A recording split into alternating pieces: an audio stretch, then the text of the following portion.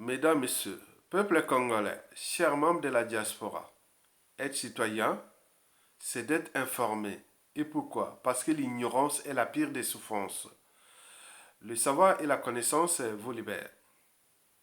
Pour info, je vais traiter ici et pour le compte de l'intérêt général, trois affaires concernant notre pays. La première affaire concerne le fils grand voleur du dictateur Denis Sassou Nguesso, Denis Christophe Sassou Nguesso. La deuxième affaire concerne le vol de 350 000 euros dans la loge franc-maçonnique appartenant à Denis Sassou Nguesso, le dictateur, et à son reporter de fétiche, Jean-Dominique Ogemba. Et enfin, je traiterai de l'affaire Benjamin Bilombo Bitadis, qui, dans Congo Liberty, a publié ceci. Le budget du Congo-Brazzaville retrouve des couleurs. Mort de rire. Mesdames, Messieurs, peuple congolais, commençons par l'affaire Denis Christophe Sassou Nguesso. Vous avez vu dans les médias et réseaux sociaux congolais, l'information s'est propagée comme une onde déferlante et comme une épidémie dans tous les réseaux de la diaspora. On parle de blanchiment de 19 millions d'euros par Denis Christophe Sassou Nguesso ici en France, que les enquêteurs seront en train d'enquêter sur cette affaire-là. Je vous ai dit, il est important pour vous Congolais de vous le rappeler.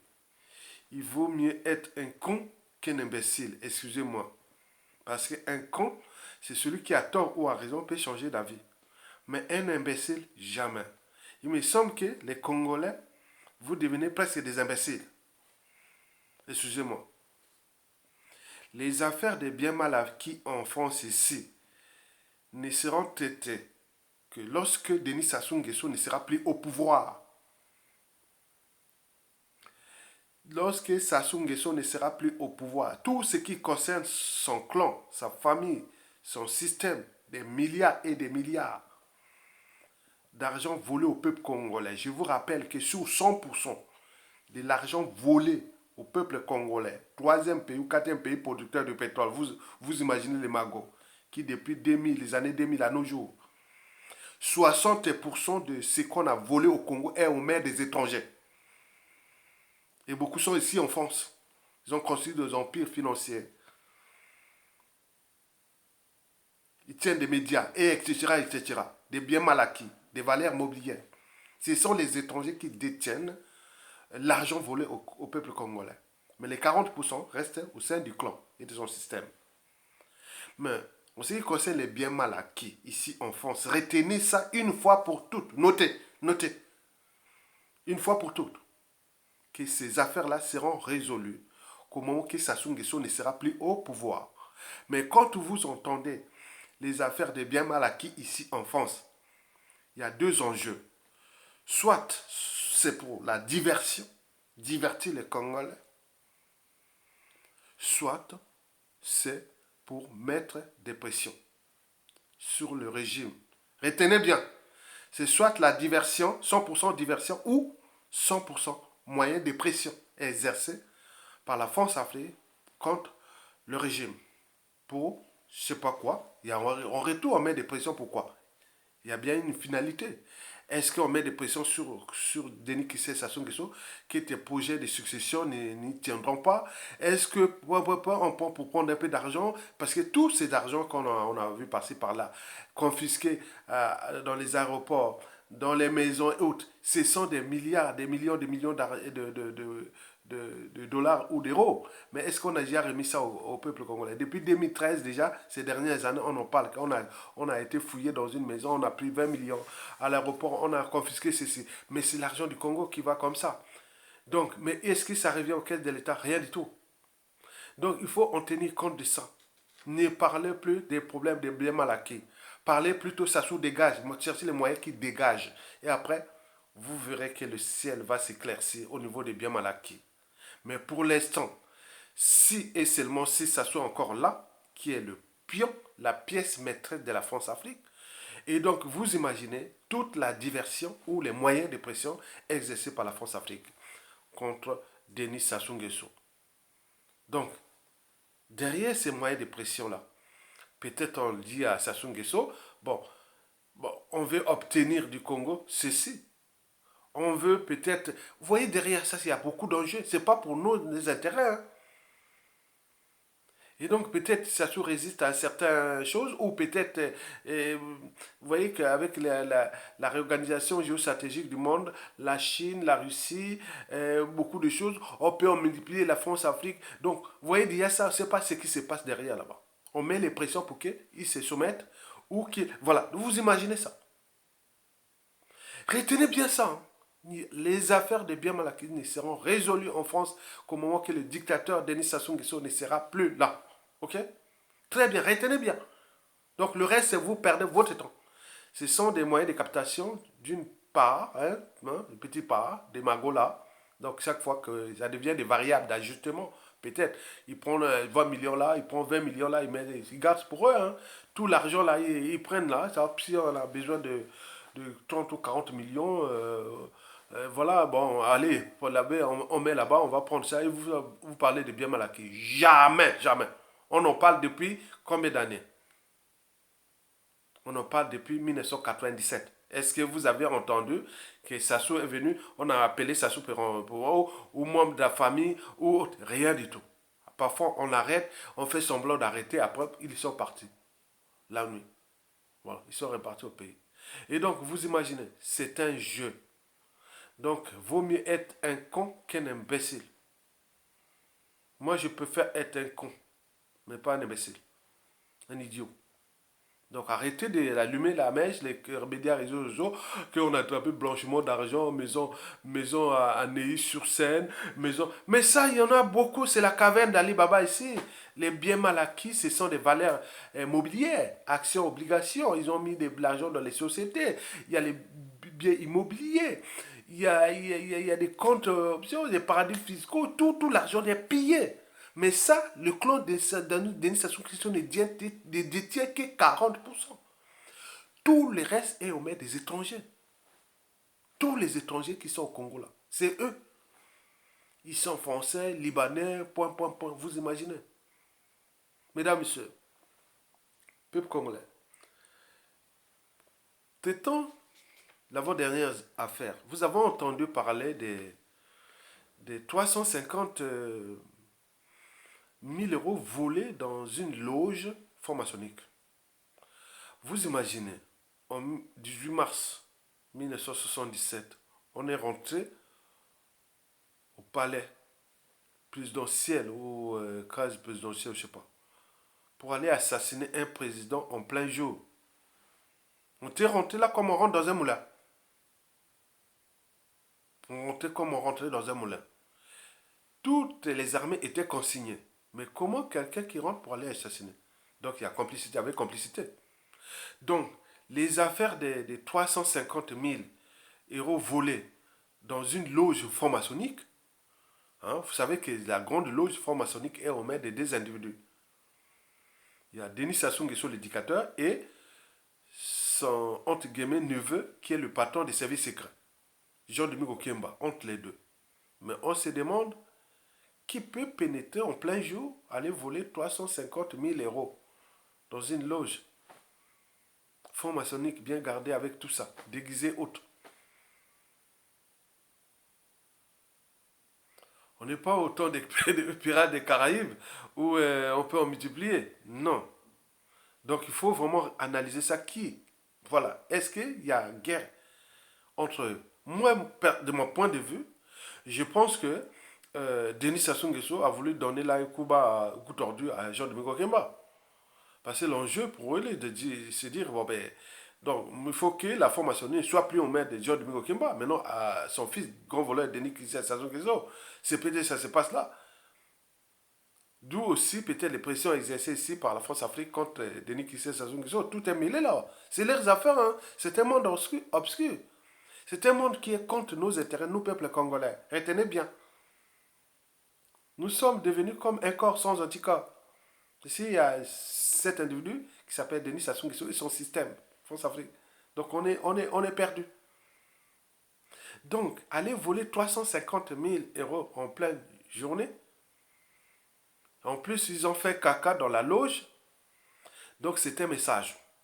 Donc là, de mon point de vue, je pense que c'est la guerre des boutons ou le conflit entre Jean-Dominique Okemba, le neveu, et Denis Sassou Nguesso. Mais Denis Sassou Nguesso roule pour qui et pourquoi? Il roule déjà pour lui-même. Mais peut-être qu'il voit que Jean-Dominique Okemba devient encombrant, peut-être qu'il cherche à l'éliminer, il cherche tous les moyens entre eux. Hein.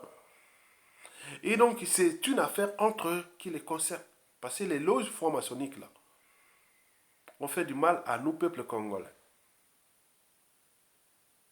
Parce que ce qui se passe là-bas est à caractère antisocial, criminogène, immoral et dissolu. Et donc, nous, c'est pas nous. Donc, ils ont transformé leur formation en sorcellerie de leur mode. Hein. C'est comme ça. Donc, nous devons regarder ça de plus près.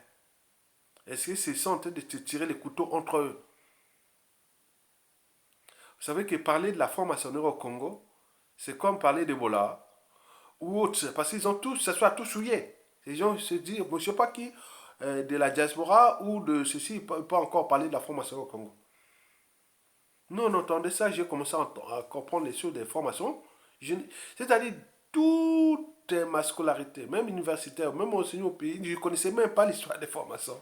En plus, ils étaient là, donc ils devaient être minimes. Chez nous, dans les années 60, 80, 90. Maintenant, depuis que ça soit revenu là, donc ça, c'est exponentiel. Et maintenant, là, j'ai commencé à comprendre ça. Euh, en 2003, on parlait maintenant de ça, mais j'ai dit que c'est quoi? Et c'est pourquoi je allais fouiller, regarder. Et puis avec la montée d'Internet, j'ai commencé à comprendre ça. Donc il faut aller regarder. L'ignorance est la pire des souffrances. Et voilà. Même le monsieur là qui s'appelait Obambi. Obambi, je sais pas quoi. Là. Moi, je suis en vie, je voulais le voir. Il est passé ici en France. Il était en France ici. Je sais pas comment ils ont fait ça. Et jour où je sors de chez moi, je vois le gars là, qui est au Bambi, ou je sais pas au Bambi, je sais pas, un gars là. Il est là, moi je vois sa photo. Moi, il sort, il vient vers, il passe comme ça dans la rue, il vient vers, comme si, par coïncidence, il vient vers moi comme ça. Il surfe semblant de sourire, comme l'émotion, non? Ou tout individu, quelqu'un qui sourit vers toi. Bon, tu fais semblant, j'ai fait semblant, non? Il fait comme ça. J'ai dit, monsieur, qu'est-ce que vous voulez faire? Qu'est-ce que vous faites là, monsieur? Vous avez, pourquoi vous faites ce signe-là? Il m'a fait comme ça. Après, il partait. J'ai dit, monsieur, monsieur. Attends. J'ai crié, monsieur, mais pourquoi vous m'avez fait ça? Quelqu'un qui vient vers vous, un noir, hein? Et regardez. J'ai remis ce visage-là. Après, quand j'ai vu, ah oui, c'est lui. C'est vous au bas. Attends, je mettrai. Attends. Le monsieur, il doit m'expliquer. Il m'a fait comme ça. C'était en 16 ou 17. Voilà. Entre 16 et 17. Il m'a fait comme ça. Moi, j'ai dit, c'est quoi ça? J'appelle le monsieur, il partait. Il partait. Mais je suis physionomiste. Je suis allé regarder tous les gars. Ah, c'est lui. Je connais ce gars-là. Il est au pays, là. Il s'appelle, c'est pas Obambi. Obambi. Non, Obambi. Voilà, Obambi. Un jour, Obambi. Vous voyez ce monsieur-là qui a les visas un peu ouest-africains, là. Et donc, moi, il m'a fait comme ça. Et je n'ai pas apprécié ça. Hein. Au même temps, je venais pour... voilà. Donc, vous imaginez ces gens-là. Et donc, c'est la guerre qui se passe entre eux. Parce que pour eux, la franc-maçonnerie, pour eux, c'est pour avoir le pouvoir, pour plein de choses comme ça. Donc, moi, je vous ai expliqué sur la franc-maçonnerie. Et beaucoup quittent les loges là, parce qu'il y a des sacrifices humains, parce qu'il y a des... il y a beaucoup de choses là-bas qui se passent là-bas vraiment sales. Hein. Surtout au main des Sassou. Donc, vous imaginez. Donc, cette histoire de vol là est à réfléchir. C'est pas le vol. Ce n'est qu'un message. Mais ils vont partager les magots, pardon. Peut-être c'est reparti dans les mains de soit celui qui a monté le coup. Hein. Si c'est Denis Sassou Nguesso, ce magot-là répare, c'est les Sassou Nguesso. Si c'est Jean de Kemba, les magots réparent, c'est Jean de Kemba. Donc, les deux, voilà, donc c'est ça. Donc, il ne faut pas en tenir compte de ça. Mais ça valait la peine d'expliquer aux Congolais. Enfin, maintenant, je termine par la dernière affaire qui concerne Benjamin Bilombo Bitadis. Bon, il publie beaucoup de choses dans Zengamombo aussi, Congo Liberté. J'aime parfois les lire de temps en temps. Bon, là, il a publié l'article dans Congo Liberté. Voici les titres. Le budget du Congo retrouve des couleurs. Et j'ai dit mort de rire. Mort de rire. Ben oui. Le budget du Congo retrouve des couleurs. Ou ce monsieur travaille pour le compte de la dictature et de la France-Afrique comme le fait, ou c'est vraiment qu'il parle pour le Congo. Pourquoi venir dans les plateformes des résistances et autres? Moi, j'ai trouvé ça minable. Minable pour un... Voilà, minable. Je sais pas, c'est un journaliste ou économiste ou je sais pas. Bon, est-ce qu'il a tenu compte des trois indicateurs macroéconomiques de notre pays? Donc, la balance commerciale, le taux d'investissement et la consommation intérieure. Consommation, le troisième indicateur. Les salaires, les pensions, les retraites, les bourses, tout sont impayés. Donc, sur ce plan, en termes d'indicateurs macroéconomiques, c'est rouge. Les négatifs, la consommation intérieure est nulle, négative presque, puisqu'il y a des arriérés. Vous parlez des bulles financières et des couleurs. Mais les taux d'investissement, que ce soit public ou privé, déjà les privés, ils ne viennent plus là-bas. Ceux qui viennent investir là-bas, c'est l'argent du budget congolais qui est pris dans les comptes du trésor public qu'on donne à ces gens-là pour faire des affaires. Pour eux. Ce n'est pas l'argent des investisseurs étrangers. Il n'y a plus d'investisseurs étrangers qui viennent au Congo qui est responsable dans un pays où on ne respecte pas les fondamentaux des règles économiques, financières et du business. Et donc, personne ne peut venir là-bas. Donc, ceux qui viennent là-bas, c'est soit les gens qui ont prennent l'argent du Congo, on les remet pour investir, pour retourner ça. À défaut, ce sont des réseaux France-Afrique, c'est tout. C'est-à-dire que la France-Afrique qui garde ces intérêts-là. Sinon, dehors de la France-Afrique, il y a plus il y a un investisseur sérieux, il ne peut pas venir investir au Congo là, sinon qu'au niveau des matières premières, comme le bois, le pétrole, les propres, piquer ça et s'enfouir. Le, le deuxième, la deuxième donnée de cet indicateur d'investissement, c'est-à-dire l'investissement, il y a l'investissement privé, donc c'est nul. L'investissement public, rien. Vous voyez que tous les infrastructures de merde là tombent en panne, on ne peut même plus les réparer. Tout est dans la merde. Donc l'investissement public est tout rouge. Donc, quand le taux d'investissement, que ce soit la consommation intérieure, tout sont au rouge. Mais attends, le pays n'est pas en croissance, il est en décroissance. Il est en récession. Même on va vers la carbonisation. Maintenant, allons voir maintenant les premiers indicateurs. C'est-à-dire la balance commerciale. C'est-à-dire si on importe plus, donc c'est le déficit, c'est rouge. On ne crée pas de richesses. Mais quand on exporte plus, donc on crée des richesses. Mais nous, l'activité commerciale, économique, industrielle, tout, il n'y a rien. Il n'y a que le pétrole. Le bois, que nous sommes le troisième pays producteur du bois du continent, c'est géré dans l'opacité totale. Ça ne rentre même pas dans les caisses d'État. Ce budget de bois s'est arrêté en 1979.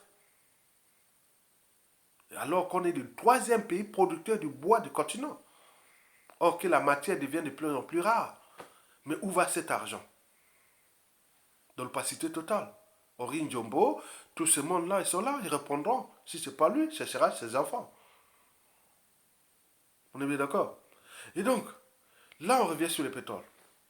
Il y a eu bulle financière due à la guerre en Ukraine où le dollar montait, et le coût du baril a monté jusqu'à proche de 120 dollars par barre. Vous imaginez. Ce fut une bulle financière. Parce que le Congo, pour rembourser ses dettes, Sassou Nguesso, parce qu'il n'y a que des dettes, pour rembourser un peu quelques de ses dettes, il fallait que le baril de pétrole soit au-delà de 70 dollars. Mais là, il est autour de 80, il est allé jusqu'à 100. Ce fut une bulle financière. C'est une bulle financière. Pétrodollar. Donc vous n'avez pas faire quelque chose qui a varié comme ça, non. Mais quand on voit sous dans le temps, c'est-à-dire déjà en commençant 2017, 2015 déjà, quand on était dans le trou, on descend. Mais là, ça commence à monter au niveau de quelques revenus. Mais ce ne sont pas pour nous. C'est pour Sassou Nguesso 1, son clan, et ses soutiens extérieurs. C'est pas pour nous. Quelqu'un qui a géré ce budget-là, c'est-à-dire Sassou, au niveau du Congo, c'est-à-dire que Sassou a géré du pétrole congolais, 100 milliards de dollars. 100 milliards. 100 milliards de tout le pétrole congolais, plus de 100 milliards. Que Sassou a géré ça pour une population de 4-5 millions d'habitants où 97% n'a même pas 2 dollars par jour. Vous imaginez? On est dans une zone France-Afrique, on gère une colonie, et donc tout ce qui se passe là, au Mali, au Centrafrique, en RDC, là, tout ce qui se passe là, l'Afrique est là. Donc c'est la signification de notre situation africaine. Donc quand vous venez, vous êtes à l'étranger, vous venez publier ce genre de charabia là. J'appelle ça du charabia. Du charabia, c'est pas possible. Expliquez des choses bien, restez un peu patriote. Si on n'a rien à dire, faites-la. Parce que je vous dis que c'est une bulle pétrodollar. Et donc là, ça va décroître. Parce qu'en même temps que l'Occident comprend que elle n'a pas de matières premières, surtout énergétiques et autres, donc ils vont aller vers les technologies vertes, comme on a dit ça, mais vertes entre guillemets. Mais là, demain, les matières fossiles, là, les énergies fossiles comme le pétrole, les gaz vont décroître. Mais en même temps, il faut dire qu'augmentation d'exploitation des terres rares, des nodules métalliques, submétalliques, et tout ça, c'est-à-dire les minéraux et autres. Donc c'est ça qui fait que la RDC va devenir un champ de ruines, puisque l'Occident ne va pas lâcher la RDC. Parce que c'est là que se concentre sa garde à manger en matière première, qui certes un peu de lutter avec la Chine, mais la Chine a une autre garde à manger qui devient la Russie, parce que dans le monde entier, deux pays qui détiennent les matières premières sur Terre, c'est la Russie et la République démocratique du Congo. Notez bien. Donc, l'Occident ne va pas lâcher la République démocratique du Congo. Donc, ce qui fait que si ce pays ne prend pas conscience du danger, ce pays-là est condamné à mort. On a tué là depuis 2019, 2000, depuis 1999, plus de 18 millions des Haïtiens ont perdu leur vie. Donc, regardez les pôles de consultation des matières premières de demain. Il y en a 4 en Afrique. Retenez bien. Premièrement, c'est la République démocratique du Congo. Deuxièmement, c'est le Centrafrique. Troisième, c'est le Mali. Et au niveau énergétique et autres, on peut différencier dans tout le reste de l'Afrique. Regardez là où c'est concentre là. C'est pourquoi quand on prend le bassin du Congo là, le golfe de Guinée là, c'est là où vont se passer les enjeux. Et vous êtes là en train de publier des charabias et autres, faire la diversion. Les autres, ils travaillent, ils bossent. Hein. Ils savent bien que si on perd l'Afrique, l'Occident, donc là, c'est à nous de comprendre comment on peut, voilà. Donc il faut civiliser l'Occident. Donc, la Chine sait bien que, bon, ben, elle a la Russie, elle peut chercher par ses stratégies, mais l'Occident, c'est chez nous en Afrique. Si bien que la guerre qui commence va commencer, la guerre mondiale commencera peut-être en Afrique. Puisque, par exemple, en RDC, on voit que les peuples commencent à chasser les Nations Unies, les Occidentaux deviennent des soucis, et autres. Donc, voilà, donc il y a beaucoup de choses qui se passent là. Donc, et notre pays est sur la ligne de front, le Congo-Brazzaville. Passer de l'autre côté le Gabon, le Cameroun, le Sahel, et l'autre côté la RDC, l'Afrique australe, l'Angola et autres. Voilà, donc vous voyez déjà cette stratégie. Donc la France ne va pas laisser ce pays à n'importe qui. Si nous ne prenons pas conscience. Donc nous sommes condamnés à, à, à disparaître ou dans le chaos. Donc prenons conscience du danger. Parce que ces enjeux-là sont des matières premières là. Donc quand vous promenez, ou votre là, observez votre nature au pays. Parce que moi quand je marche, j'observe tout à la loupe.